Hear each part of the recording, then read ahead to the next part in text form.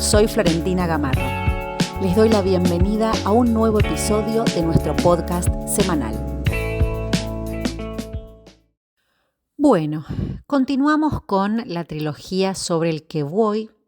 En este segundo episodio quiero proponerles incorporar un concepto que nos va a servir para articular esta trilogía. Y este concepto es el síntoma. ¿Qué es el síntoma? Podríamos decir que un síntoma circunscribe aquello que es analizable. Podríamos decir que resulta de la castración, si entendemos la castración como ese complejo nodal desde Freud, pero también desde Lacan como ese nudo que articula el significante que va a tomar su lugar en el otro, la relación con el falo. Y entonces podemos decir que un síntoma construye cierta significación. Y por eso decimos que es analizable y que esa significación responde al falo. Por eso se trata de la significación fálica. Esto lo podemos ver ya en esa escritura de la llamada célula elemental del grafo, cuando la flecha que sale del gran otro, ¿no?, produce ese significado del otro y establece entonces esa estructura formal, podemos decir, formal porque obedece a la lógica del significante, y que tiene incluso el mismo modo en el que Lacan estructura ese efecto, ¿no?, ese après-coup, ese efecto de punto de basta, esa retroacción, esa misma estructura que le da a la metáfora, cuenta con ese punto de capitón, podríamos decir, y que entonces en esa dirección produciría una respuesta ante la castración, como tal,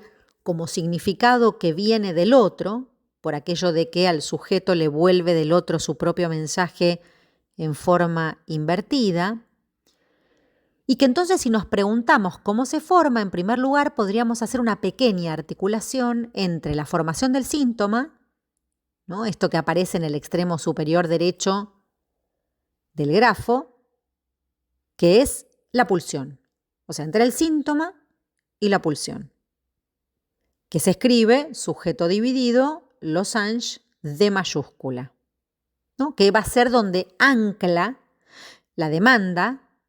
Y entonces la pregunta que podemos hacernos es cómo opera esa demanda que le va a dar cierto fundamento al síntoma, para luego avanzar con lo que nos interesa. Entonces, pensemos una línea entre el síntoma y esta articulación metafórica, la posición del sujeto, ¿sí?, para poder pensar que respecto al fantasma y el síntoma, incluso el moi, el yo, vamos a poder ubicar todas esas producciones que se presentan como respuestas ante la castración, hasta ante ese punto de falta en el otro. Con Freud, ¿no?, ya decíamos que el síntoma estaba sobredeterminado. Freud decía que aquello que le daba mediación a la formación del síntoma era la fantasía. Y con Lacan lo podemos pensar en tanto que el síntoma está sobredeterminado, y esto quiere decir que tiene una estructura, y que esa sobredeterminación va a estar sostenida por el fantasma, ¿no? El fantasma nos interesa en esta articulación síntoma-fantasma porque el fantasma sería lo que sostiene al síntoma. Es lo que le va a dar en todo caso ese anclaje que lo hace su soporte. Ahora bien, cuando nosotros hablamos de sobredeterminación, y con esto, digamos, hacemos particular referencia a la articulación significante, tenemos que decir que el síntoma tiene un núcleo, por llamarlo de alguna manera, un núcleo que es opaco. Es decir, que el síntoma cuenta con una envoltura formal, digámoslo así, con una estructura significante, con esto que viene, ¿no?, del otro como significado del otro, que le da esa estructura significante, que bordea, envuelve algo opaco, algo oscuro. Cuando digo, digamos, cuando me refiero a ese punto opaco, a esa opacidad, nos vamos a referir a un punto que quizás es el más importante, que es la fijeza, ¿no?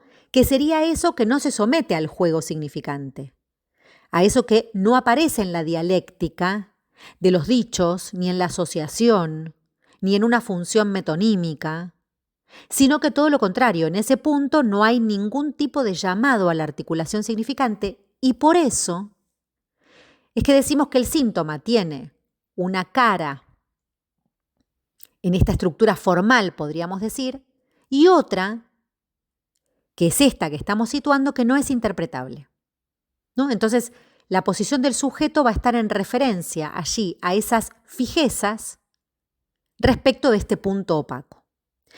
Y acá es donde me interesa también establecer esta relación con el fantasma, sobre todo porque cuando hablamos de fantasma tenemos que marcar la diferencia entre la conceptualización que del fantasma hace Lacan en el seminario 10, distinta al seminario 14, porque si no nos mareamos, nos confundimos y podemos llegar como a cualquier puerto. Entonces, retomemos.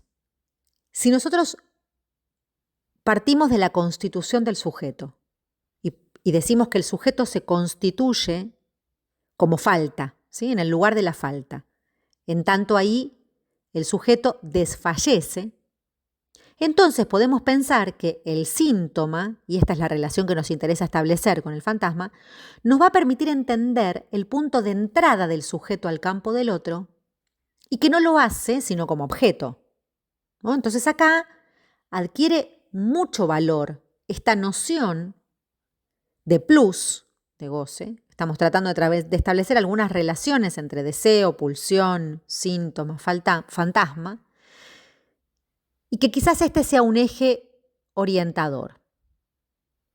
Porque nosotros sabemos cuando hablamos del objeto A, y sobre todo esto me parece que puede localizar tanto su fundamento a la altura del 10, del seminario 10, como a la altura del seminario 14, a pesar de sus diferencias, es que se trata de un lugar en el que el fantasma se puede pensar como escritura y que aparece indicando una captura, como un punto de fijeza. En este sentido, esa fijeza es lo que no es dialectizable, lo que no se puede interpretar, ¿no? Entonces, hablamos de una cara formal, de una cara que tiene una envoltura, el síntoma, que al mismo tiempo recubriría un punto opaco, un núcleo que hace a cierta oscuridad indialectizable, algo que no responde sino a un punto de fijación. Y que en ese punto de fijación se van a poner en juego ciertas cuestiones que más adelante, sobre todo cuando Lacan va a decir que el síntoma es lo que viene de lo real, podamos pensar allí esas fijezas inherentes al goce. Entonces, desde esta perspectiva, una pregunta posible que nos podemos hacer es, ¿cuándo se produce una consulta? ¿No? ¿Por qué se consulta? ¿Qué es lo que haría que una persona llegue al consultorio de un analista? Y nosotros nos podemos hacer esta pregunta precisamente porque es algo de esto que va a permitir que luego se articule lo siguiente, ¿no? Digamos, nosotros sabemos que en todo caso partimos de un motivo de consulta, sabemos que el motivo de consulta no va a tener que ver con la demanda de análisis, no va de suyo, digo, aclarar esto, y que en todo caso, ¿no?, se diferencia al principio, pero que se va a ir articulando luego, va a ser necesario articularlo luego, con este punto fundamental que es la demanda. No sé si van a coincidir conmigo, pero una de las cuestiones que diría acerca de por qué una persona consulta aproximaría si les dijera que es ante algo que desborda, ante algo que hace que la persona no pueda, ¿no? Que por lo menos no puede seguir significando el mundo como hasta ese momento. Y entonces se hace evidente, vamos a decirlo así, que hay significados que son muy costosos, pero que aunque sean muy costosos, están fijados, ¿no? Que hay discordancias entre esas ganancias, esto que hace que el sujeto no pueda perder y que en ese sentido ese arreglo que es la castración o ese arreglo que se ha construido en torno a la castración y que da cuenta de la castración, deja de funcionar como venía funcionando. Entonces el síntoma, en su articulación con el goce, está más allá de cualquier efecto de sustitución y de cualquier juego asociativo del significante. Ese es el punto que, como decíamos antes, no llama a ser interpretado, pero llegar ahí va a ser posible solo si podemos nosotros instalar esa posición llamada subjetiva. ¿Y por qué la llamamos subjetiva?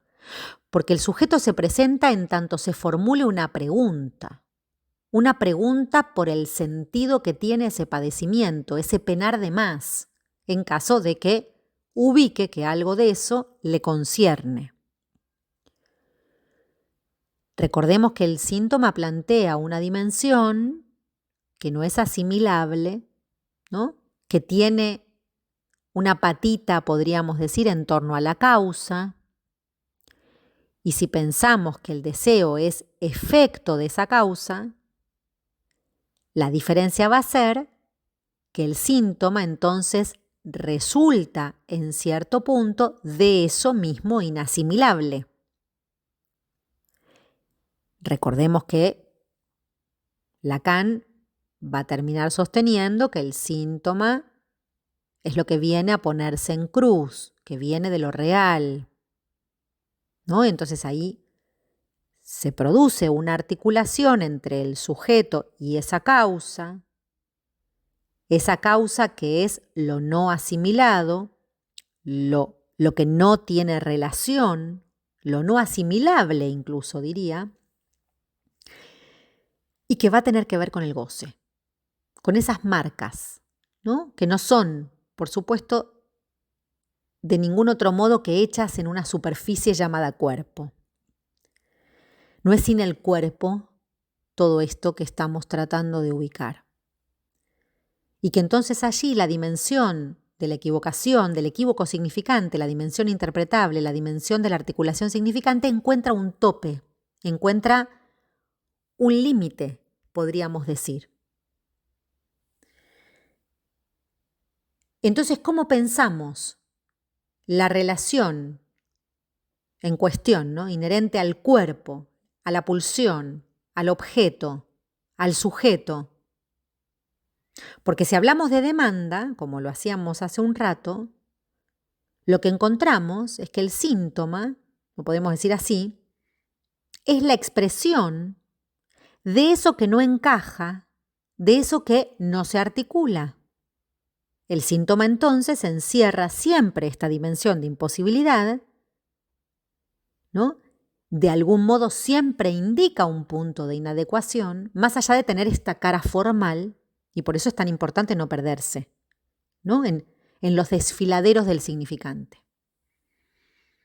Porque en su cara real, ¿no? En este núcleo real del síntoma, en torno a este núcleo, es que se va a construir esta envoltura de la que hablábamos recién.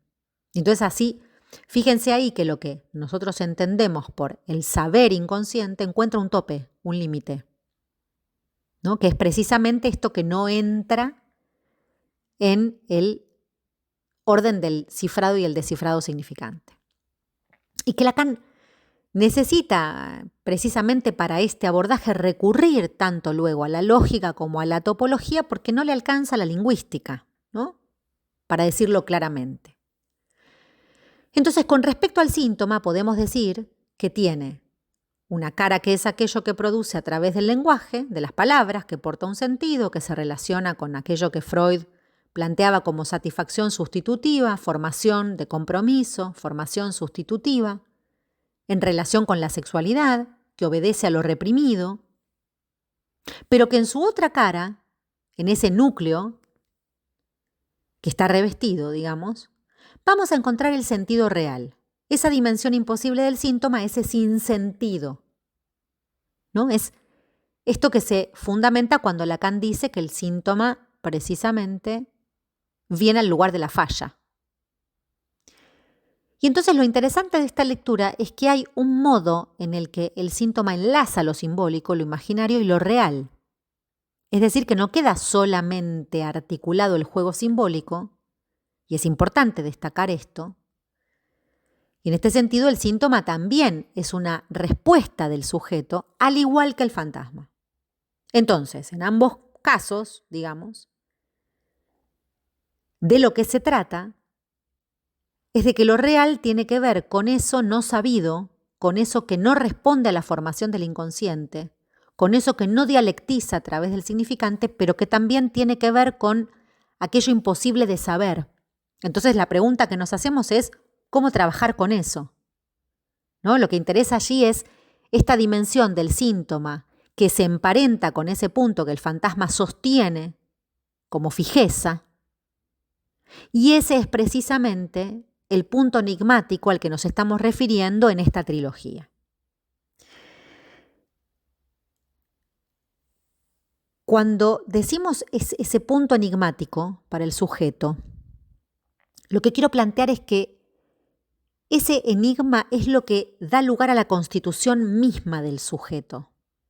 ¿Sí? Porque si no, me parece que la confusión se arma en relación a darle el estatuto del agente, ¿no? Del mismo modo que cuando uno puede leer que la posición del sujeto en el fantasma es homologable al yo. Esto ya lo vamos a tomar un poquito más adelante, porque me parece que muchas veces es un error que tiene fuertes consecuencias clínicas pensarlo así. Pero ahora vuelvo al tema del sujeto, ¿no? Que se constituye en ese lugar. Digamos, el sujeto va a parar al lugar enigmático, a ese lugar que no tiene respuesta. Y por eso me parece que es tan importante no confundir la posición del sujeto con la del agente, es decir, esto que se suele decir supuestamente, ¿no? Que el sujeto dice, que el sujeto está, que el sujeto se posiciona, que el sujeto se hace tal o cual cosa. Se suele decir de ese modo, solemos caer en más de una confusión, quizás por esas lecturas, porque la cuestión paradojal es que precisamente ese enigma, eso que llamamos enigma, esa posición enigmática, señala el efecto mismo del arribamiento del sujeto, podríamos decir así, ¿no? Al mismo tiempo que tapa, ¿no?, esa verdad y que justamente hace que el fantasma entonces sea, como lo habíamos anticipado en el episodio anterior, defensa, pantalla, ¿no? Hace que sea un guión, pero que al mismo tiempo sea una respuesta que encierra una pregunta. Una pregunta por aquello que no se sabe. Se ubica la cuestión paradojal, digo, ¿cómo puede ser algo que responda en el lugar de una pregunta y que más que una respuesta sea concerniente a una pregunta? Esta es toda la cuestión, que me parece sumamente compleja, clínicamente hablando. Entonces, ¿cómo podemos pensar, ¿no?, la relación entre el deseo y el goce? Porque son de territorios diferentes, porque el deseo no es el goce. Y entonces, desde el punto de vista de lo real, el síntoma es ese sentido, va a tener que ver con ese sentido consistido, ¿no?, lo que hace que no marche, lo que no obedece a ninguna formación que obedezca a la sustitución ni a la condensación, y que entonces no es solamente una metáfora, sino que el síntoma en sí mismo es lo que no anda, y que el sujeto va a desconocer esa relación que encierra a ese punto opaco, a esa relación entre el síntoma y el goce, a eso real. Entonces, cuando nosotros hablamos de una clínica que se orienta por lo real, incluso que se orienta por el fantasma, no solamente, ¿no?, se trata de esa cara formal.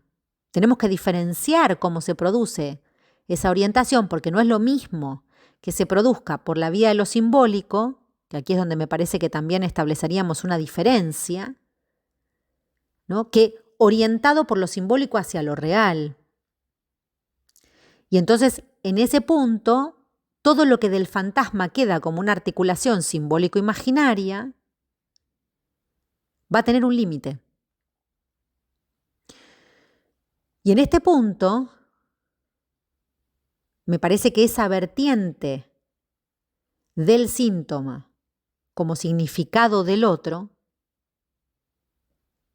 en algún momento va a requerir una función de corte. Entonces es importante diferenciar que esa interpretación, eso que llamamos interpretación, y que no tiene que ver con el desfiladero significante, se dirige a desconsistir ese sentido que el síntoma, en definitiva, porta, envuelve. Eso que aparece envuelto en esa envoltura formal, como decíamos. Y en este sentido, esa relación entre el síntoma y el fantasma nos va a resultar fundamental para entender que ambos, en cierto punto, se construyen como esas respuestas del sujeto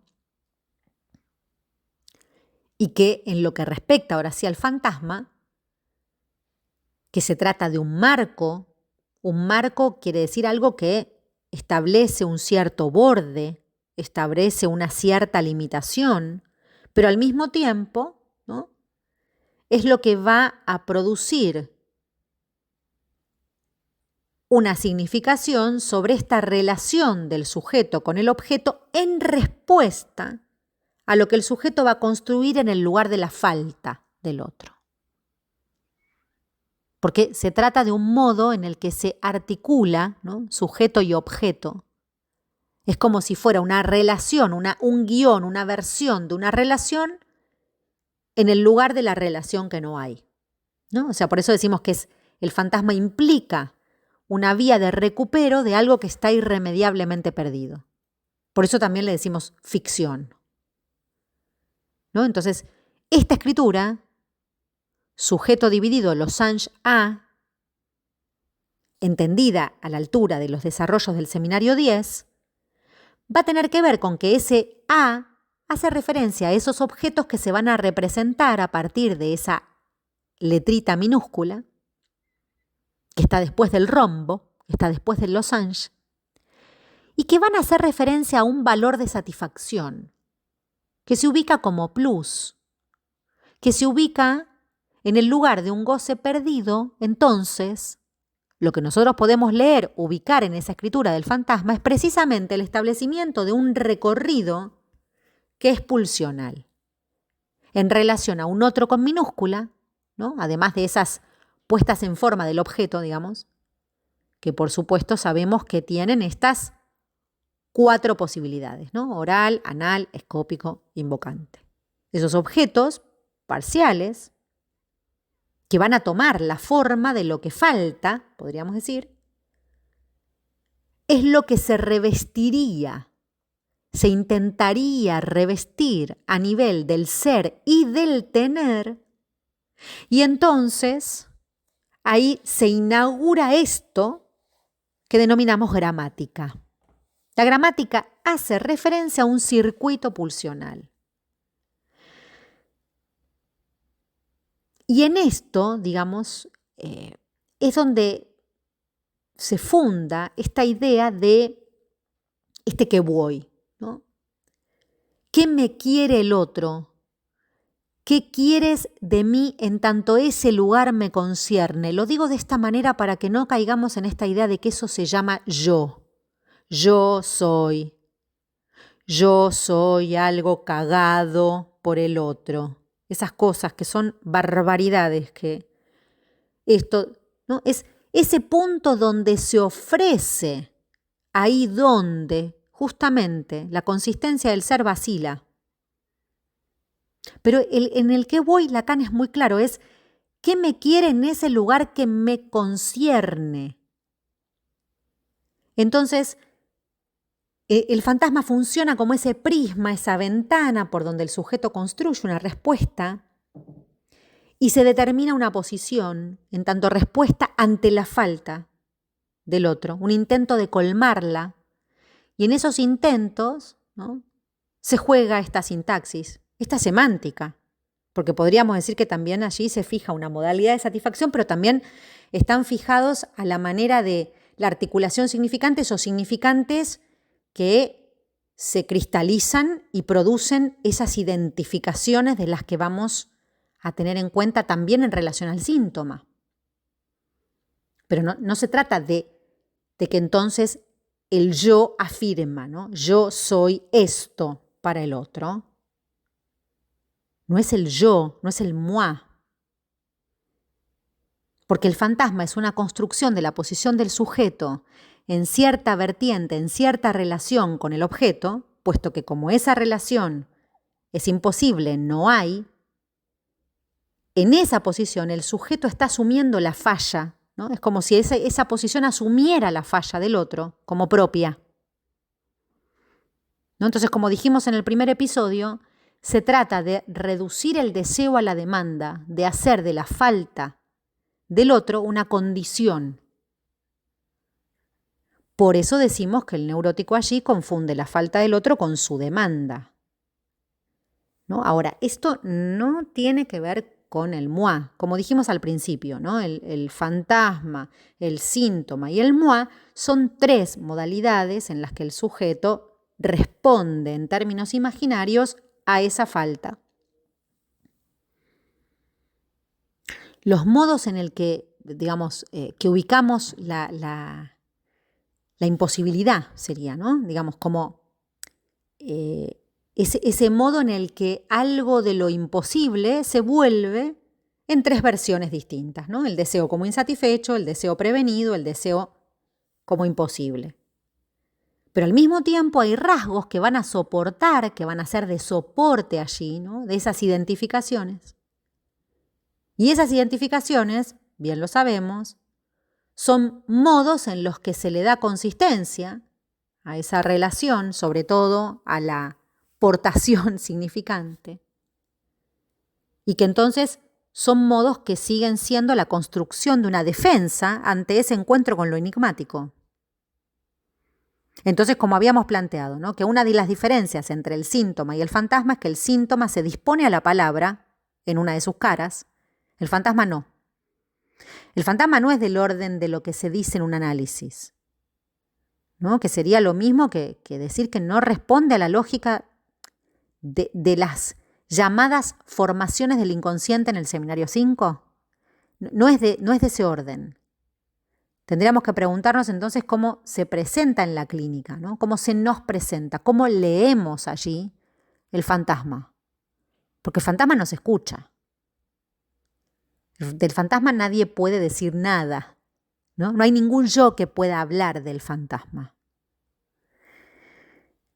Entonces, en este sentido,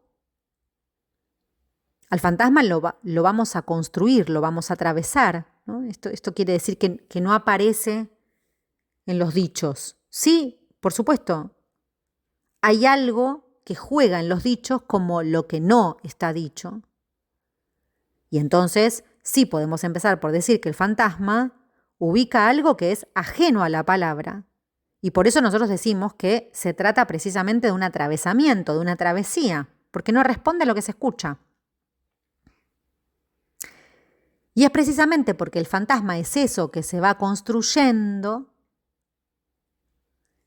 que es que Lacan, a la altura del seminario 14, lo va a formalizar precisamente en una escritura,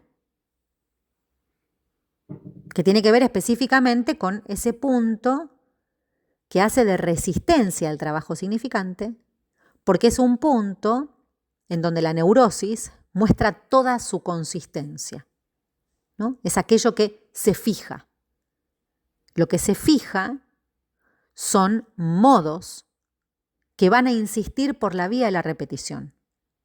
No es el otra vez lo mismo y otra vez y otra vez.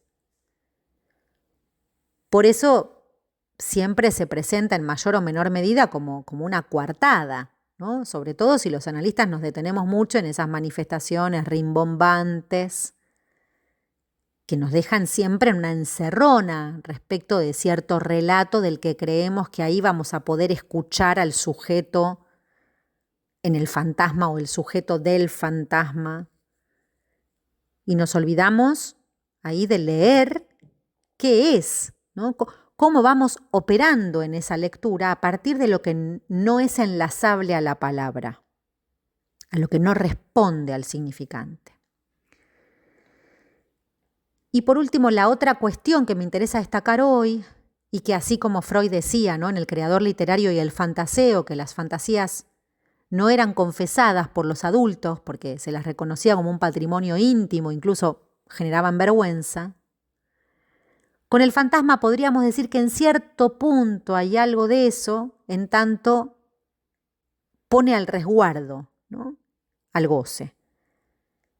El síntoma es un poco más compartido, es enlazado. Del síntoma alguien habla de su malestar, ¿no? Va diciendo otra vez lo mismo.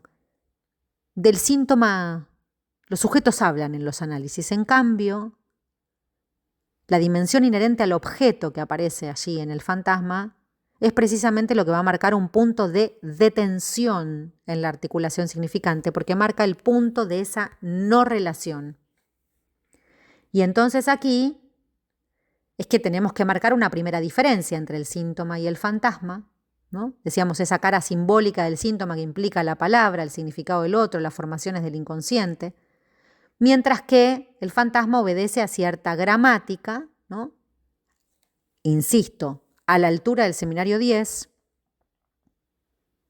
que intentaría velar la falta en el otro, es decir, que funciona como una especie de intento de suturar esa respuesta que construye, es un intento de suturar, y por eso es importante incluir esta dimensión, ¿no?, del goce, y por eso también les aclaraba que seguramente en el último episodio de esta trilogía nos vamos a ocupar de estas diferencias con el seminario 14, para que podamos ir ubicando esta diferencia, ¿no?, entre la gramática y la lógica del fantasma. Entonces esa relación, vuelvo un poquito, del síntoma con el goce, es algo que no obedece a la mediación de la palabra,